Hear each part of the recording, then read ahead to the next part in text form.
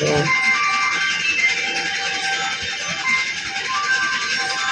Hello guys, ये शहर गई थी तो ये टमाटर लेके आई हूँ, ये आलू लेके आई हूँ। ये नए आलू आए हुए हैं पर मार्केट में अच्छे नहीं आए हुए हैं। ये चावल लेके आई हूँ, ये मुर्गी का गोश्त है वो भी लेके आई हूँ। ये शॉपर में पड़ा हुआ है ये मुर्गी का गोश्त, ये देखो ये शॉपर में पड़ा हुआ है जो मैं चावल में डालूँगी। ये मुर्गी का गोश्त, ये चावल, ये आलू, ये टमाटर। आलू की भजिया। हेलो, हाँ,